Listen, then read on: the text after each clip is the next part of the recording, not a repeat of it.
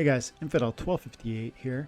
I want to talk about a community question around really excelling and succeeding within the Silver League versus striving to reach out to gold, looking at the cost to do so and weighing the pros versus and cons of one option versus the other. This is from one of my community members who dropped a comment on one of my recent videos. If you want your comments and questions answered, leave them below with your IGN and I'll send a thank you if and when I get to your question. Without further ado, my name is Dwayne Cunningham. I go by Infidel 1258. You can call me 12. Get it. So Kevin Curcio, I'm going to say, says, hey 12, great video as always. I've been playing in silver while I build up my summoners and splinters. I'm at the point where I have a very solid blue, purple, green, and dragon deck. That's great. 4 decks. He's got four splinters ready to go. He says his red team is lacking, and he's wondering if I think that he should get the red team in a good spot for silver, or if he should set his sights on moving into gold, getting those other 4 splinters ready for gold. And he says, take a look at what I own. Take a look at what I own, and I'd love to hear your thoughts. Okay. So I haven't looked at his deck, but I have some initial thoughts. Let's take a time out and look at his deck. The first thing before we look at his deck, or for that matter, some of the notes I've got on collection power and the cost to do this versus that, is I want to just point out that the differential between collection power required at silver versus gold is pretty substantial. You're going to need anywhere from 15,000 CP to get in that lower level silver, all the way up to 100,000 CP to play at gold. These numbers might be different in the future as we move into, they will be different as we move into the wild versus modern formats of rank battle. And so perhaps there's going to be an easy play for you to move into gold as we get that new division. I don't know the exact numbers in terms of CP that will be required for the modern format, but I can tell you it'll be substantially lower than this. I think 60,000-ish, 50,000 to 60 maybe. So we'll see. But that alone might be your segue and your opportunity. Another quick note before I look at your deck, I want to tell you that I used to play in gold regularly with 3 or 4 splinters. You do not need every splinter to have a successful deck that's going to earn you most of your daily loot chests and a good season reward. Remember, it's often the case that when you get a daily reward, you can refresh it so that if it happens to be the splinter that you don't play with, maybe it's a fire splinter and you really have a poor fire splinter team, you can go ahead and refresh it usually, and that'll trigger a new opportunity, and perhaps it'll be one that you're good with. In addition to that, we are getting new reward systems, so I'm not sure how we'll be able to play those or how those will exactly work, you know, in terms of you're going to be lacking in certain areas, like you said, fire. I don't know how that's going to hold you back. That's going to be a new type of reward system that I'll need to dive deep into in a separate video. We'll talk about that in the future. But yeah, let's look at your cards and have a quick peek at that. And then I want to finish the video looking at kind of the cost of collection power, and so that we can understand what you might do with option 1 going into gold. What would the budget be? Option 2 staying in silver and really making your silver team amazing. And again, how might you move the needle in the biggest way possible for the least dollar investment? So you have 123,000 power. Wow. Now that's playable. Yeah, I guess you own 123,000 worth of CP. That's a lot. I mean, you're technically in gold. I'm sure it's hard to compete within gold. It's probably hard to get out of silver because toward the end of the season, there is a lot of difficult barriers there at the end of the season. There's some amazing players at the top of silver, and fighting your way through silver 1, I'm sure is hard. But I mean, I want to look at you say fire's your weak one. Let's have a peek at that. You got a level 3 Tarsa. That's fine. That should be fine. Of course, level 4 would be maxed out for you at silver, but you don't need to have every card maxed out.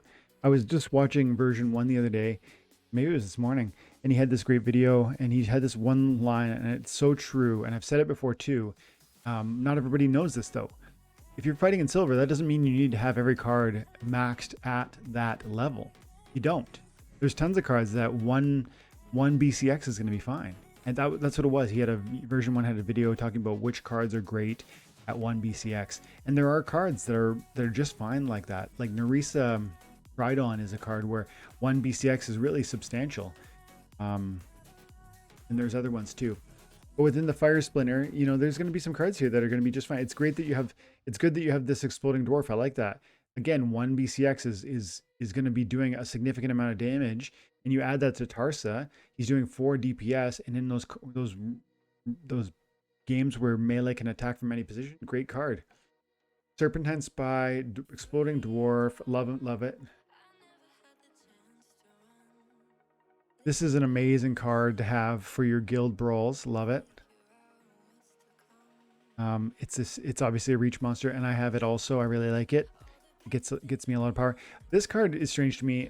These are guild specific, so maybe the broader audience won't really care. But this card is interesting to me that it has no attack, and the Bloodlust can't really trigger until I think it gets at much higher levels, where I do believe it has some sort of damage ability or reflect or something.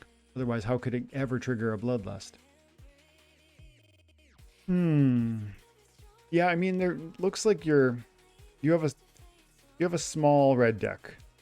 You know, one thing you could do would be, if you even put these together, you got 4 Grums. If you turn that into a level 2, that's going to be a huge upgrade.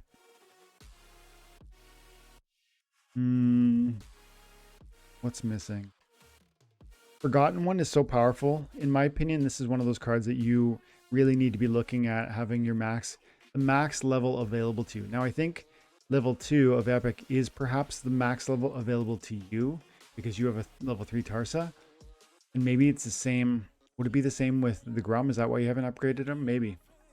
But so then maybe the Tarsa is really all you're waiting on. And Tarsa is so cheap that could be really an option for you to really quickly, easily turn this into that next level. But I'm going to say, you know, this looks like quite strong. I like the Lava Spider a lot. I really like this card. For the 3 mana cost with the 2 damage, I really like that. I feel like there are some cards here that are... You have a pretty limited magic palette, don't you? I mean, you have 3 cards really, and maybe diversifying that might help improve what you've got going on here. Also, I see... Okay, I really only see 1 sneak attack monster. Now, I know you probably have Uraeus on the neutral, which is great. And you might have something else on the neutral. We could look at that later. But it's certainly good if you... I would look at getting a Kobold Miner. Like, even, again, 1 BCX is fine. This is a strong silver fire team. This is much better than I thought you would have. I love that you have the Serpent of Flame. This is super powerful, especially with Tarsa. I love the Retaliate. Speed is amazing. Huge hit points. It's a great card. One of my favorites it's one of my favorite epics, probably in the game, especially from older cards. Great card. Now, this is like, look at this. This is a big difference. Look at how the fire ends right here. And then we pop over to blue, and you've got at least 10 more options here. And that's really significant because, as we've said before in the channel, one of the biggest things that improves your ability to win is not so much that you have the highest level of every monster, or even that you have the most overpowered monsters. It's actually that you have a multitude of options to draw upon. Now, most of them might be kind of mid-level, as long as some of them are high level, and then you have a multitude of options that you can pull and draw from. It's really hard for your opponent to read you, and you can throw a magic option, a sneak option, a snipe option, an opportunity play, a melee focus play, a balanced distribution. You've got so many different looks and ways to position yourself. And this water team looks amazing. I can tell right away. You got your Coral Wraith with big card, amazing card. Captain's Ghost, super excellent. Slow but powerful. Got the Wavesmith ready to go.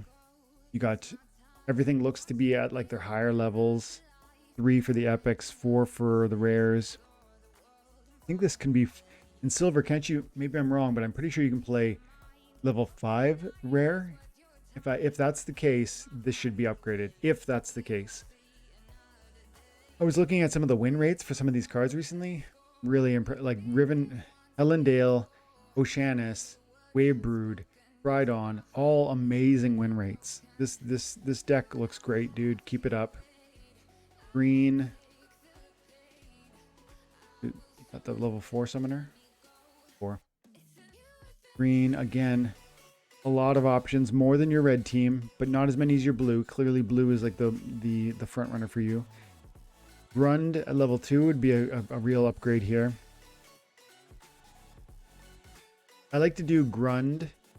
I like to do Dragon, and I'll do Grund, and then I'll get in the second position Carnage Titan, and in the third or fourth or fifth or at the back line the Mycelic Slip Spawn. And so that can be a 3-card play, and you get the quadruple hit in the first 2 with the melee, and then you got the Slip Spawn to be a distraction. An amazing option, and it would be a lot better if you got that one more level over here. Yeah, I mean, good, really good. Anything missing? Anything obviously missing? Yeah, another example. One BCX is just fine. You know what I mean? This is just fine. You might want to look at what's that archery unit. I like this one in conjunction with that other archery unit as the super high damage. Over here. Can't remember it off the top of my head right now. Quickly. Green. It's an older card. An archery monster. It's quite expensive, I know. There it is, Mythica. 11 or 12 bucks. Get 1 BCX, but you get that 4 damage out of the gate with the high speed. You can be very archery focused, and like we said earlier, giving yourself different options. You've got a distinct magic play, maybe you've got a distinct archery play. It can be a real complement to what you're doing. And maybe that would be one card where 1 BCX begins to move the needle. Otherwise, I like what you're doing here. I think you need to upgrade your Hill Giant to the max level. This is a card I rely on a lot. The hit points that it gets and is great. It's a cheap meat shield, and it can do some damage, which is nice. But the meat shield is the real function, and you're going to get, I think, 1 more hit point if you go, 1 or 2 more hit points if you get all the way up there. Let's see.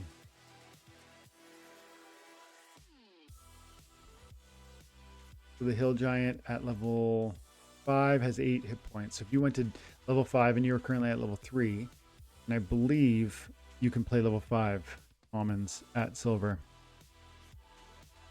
Yeah, it's 5 commons, 4 rares, 3 epics, 2 legendaries. So yeah, that means your Hill Giant should be brought up to level 5, and that's not an expensive card, not particularly expensive to go for. 5 cents per BCX, and you need probably 50 of them. Like $2.50. 5. No, I guess it's, yeah, it is $2.50.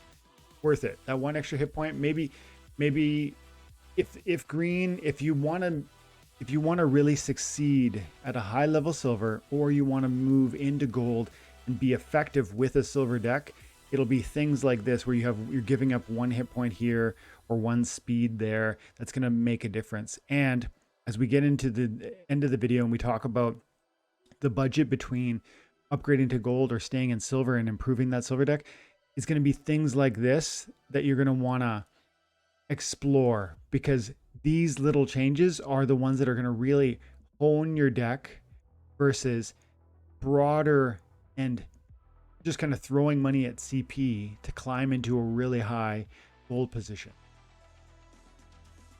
And yeah, I think that's a card you're going to want to look at improving.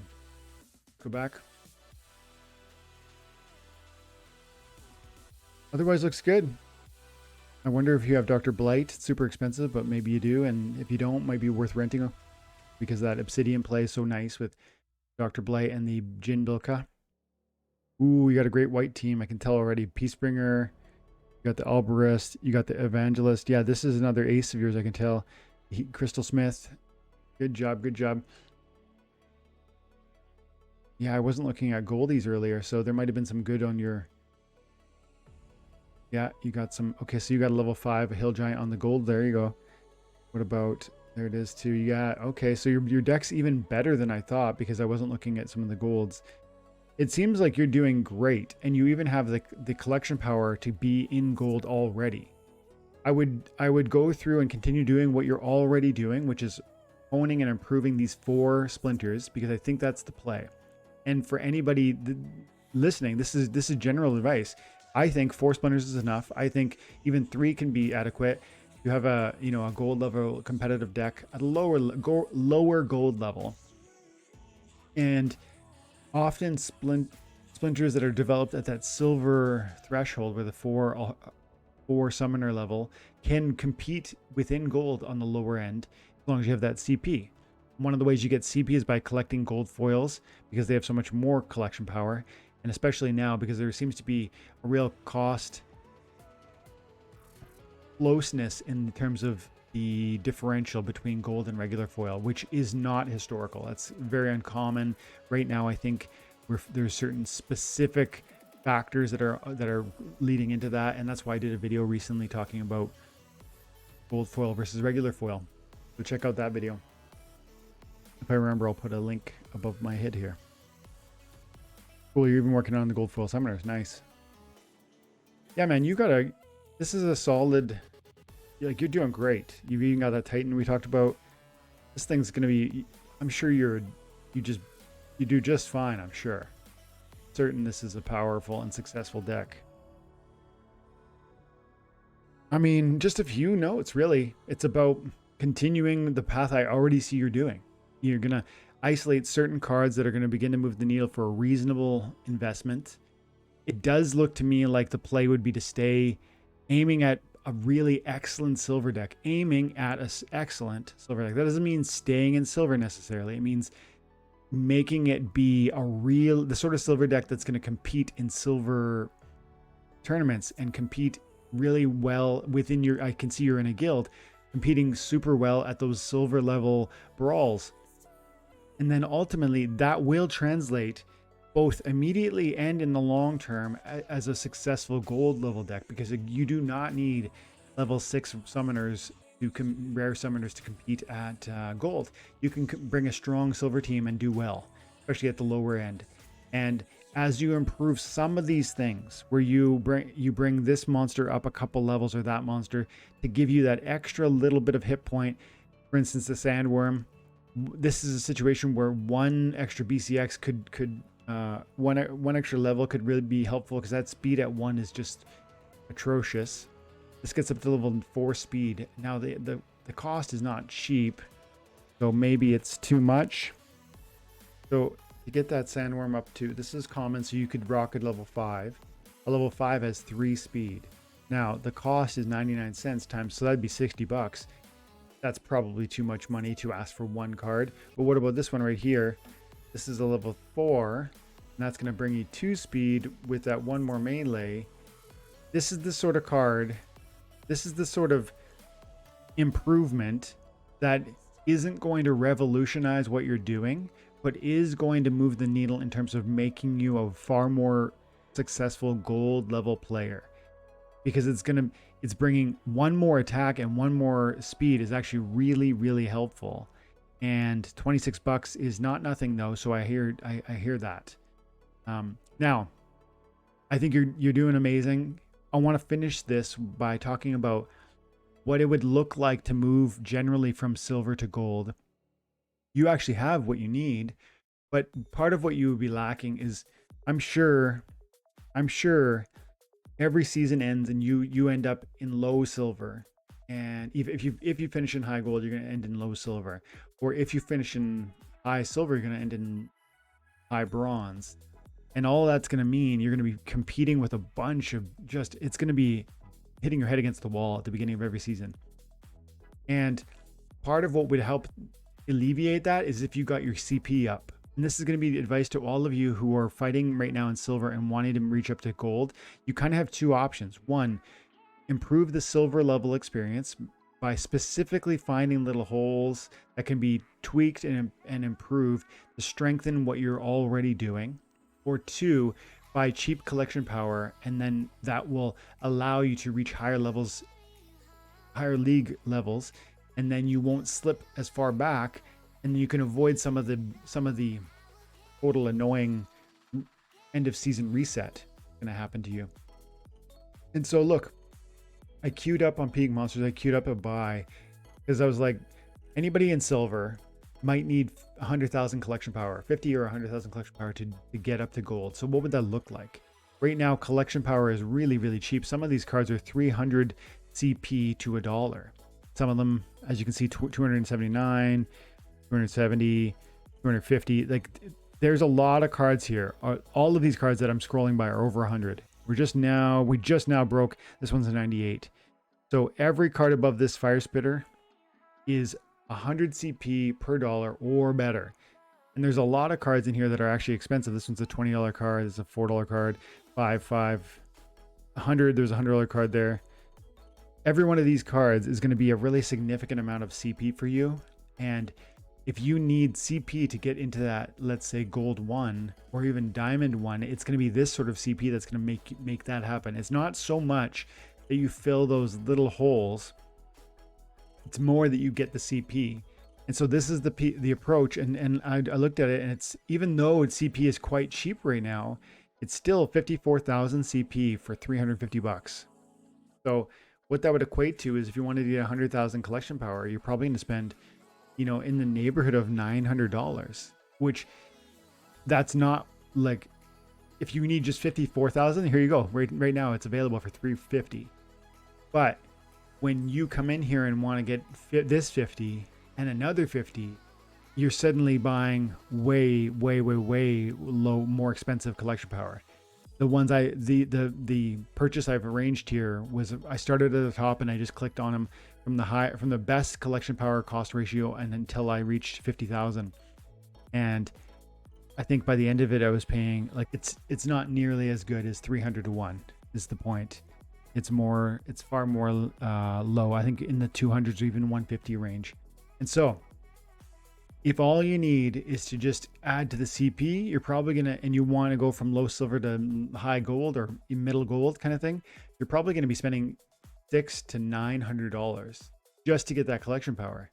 But if you were to take that budget and even half of it and say, I just want to really improve my silver level deck and thrive at that level, so I can both compete at a high level on my tournaments for my guild, and then I can win some silver level tournaments and get some great rewards down there.